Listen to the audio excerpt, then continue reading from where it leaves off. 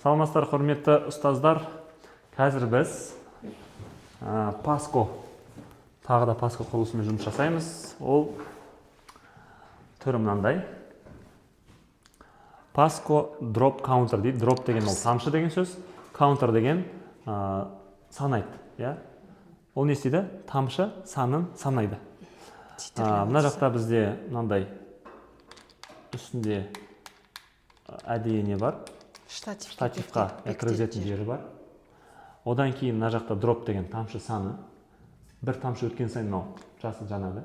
Мына жақта Bluetooth номері тұр. Bluetooth қосылса жанады. Одан кейін қосу үшін батырмасы бар. Астында мына жақта өзінің батарейкасының несін көрсететін батырма бар. Ол жанса, значит, батарейка, егер ол жыпылықтаватса, ол батарейкасы өшейін деп жатыр деген сөз. Мына жақтан бізде тамшы өткен сайын, ол не істейді, оның тамшы санын санап отырады. Мына жаққа біз температура өлшейтін Паско құрылғысын өшіге қыстырамыз. Мына жаққа біз pH датчигін немесе электроөткізгіштік Паско құрылғысын өшіге қыстырсақ болады. Енді біз ең біріншімен не істейміз? Айналдырсақ, мына жақта зарядтайтын жері бар. Осыны былай ашасыз. Және біз не істейміз? Кабельді өшіге қосып, оны зарядтаймыз. Зарядтау керек қой, а? Зарядтау керек, егер зарядтаған болмасаңыз. Енді одан бөлек Мына жерге бізге осындай шприц беріледі. Бұл жақта қанша миллилитр біз титрлеу жасаймыз. Сол үшін керек. Бұл жаққа біз сұйықтықты қойып қоямыз да, оны мына жақтан жайлап тамшылатамыз. Мынау жаңағы штативқа байланыстыру үшін керек. Енді біз соны бірге жасап көрейік. Кішкене зарядталып тұра берсін.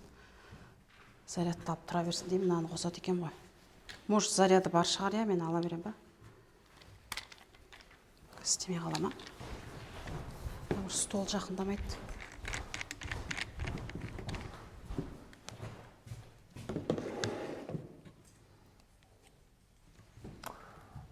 Бұл біздің штатив.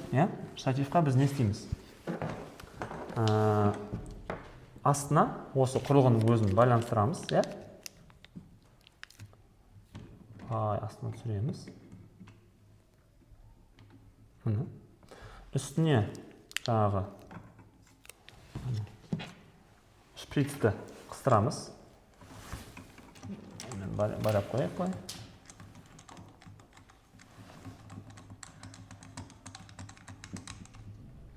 Көрдіңіздер ма? Енді мынау шприцтің ішіне біз не істейміз?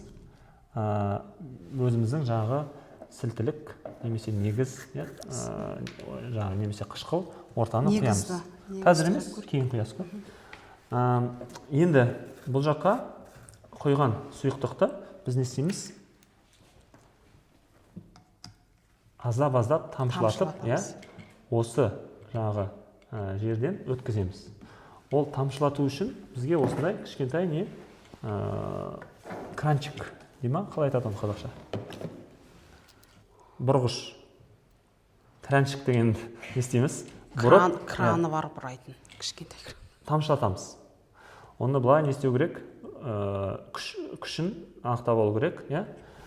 Көп ақпау керек, жай ақпау керек. Сізге керек мөлшерде аздан тамшылау керек. Енді біз не істейміз? Біздің жаңағы сұйықтықты үшін өткіземіз. Мынау құрылғыларды біз қосып қоямыз.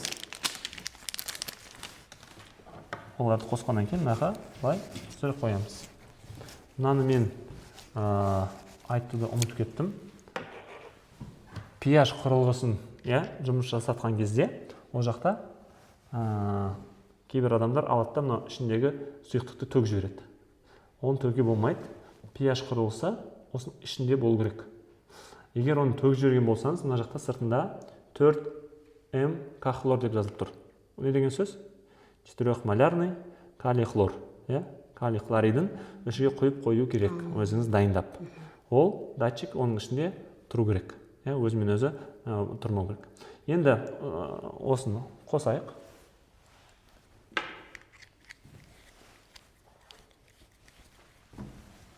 Дұрыс жасадыңыз ба? Мына жақта датчикті не істеу керек? Толық мынаған кигізіп, апару керек та былай. Бұны біз мына жаққа түсіреміз. Немесе электр өткізгіштік деген құрылғы бар.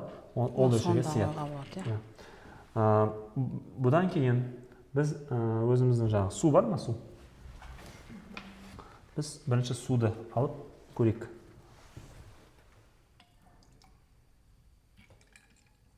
Мысалы, біз суды құйдық. Енді не істейміз? Мына жақтан мынау кранчигімізді былай міне ашып қойдық. Көрдіңіздер ме? Енді ол тамшылап жатыр. Осылай кішкене жауып қойайық. Құрылғымызды қосамыз. Егер зарядталған болса, қосыла керек. Зарядталмаған болса, қосылмайды ма? Ол зарядталмаған, сосын қосылған жоқ. Енді біз мына жақтан біздің сұйықтықты, мынау бізге қазір керек емес. Ол онсыз да өзі ағады. Біз құрылғымызды қосып болғаннан кейін не істейміз? Мына жаққа кішкентай бір ыдыс қоямыз да. Ол ыдысқа не істейді? Мысал ретінде айтайын, үстінде бізде сілтілік орта болса, астында бізде қышқыл орта. Немесе, үстінде қышқыл, астында керісінше не болсын, негіз болсын, сілтілік орта болсын. Сол кезде осы датчиктерді бәрін қосамыз да, біз не істейміз? Ашып қоямыз да біздің құрылғыны. Мына жақтан әрбір тамшы өткен сайын, мына жақтан не істейді? Ол жанып тұрады да.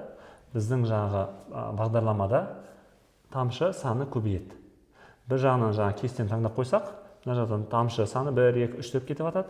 Екінші жағынан бізде мынау pH температура қалай өзгеріп жатқанын, мынау астындағы сілтілік ортаның өзгеріп жатқанын бізге не істейді? Көрсетеді. Мынаның орнына pH емес, мысалы электр өткізгіштік құрылғысы болса, біз не істейміз? Қаншалықты оның электр өткізгіштігі не істеп жатыр?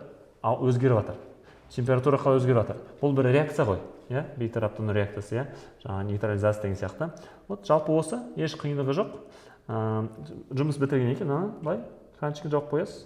Бұл кранчиктің жаңа судың қаншалықты тез ағуы керек, соған қарай өзіңіз не істейсіз? Былай ауыстырып отырасыз, Жалпы осы уақытқа шейін егер бәрі түсінікті болса, проблем жоқ. Рахмет қараған үшін, сау болыңыздар. Келесі.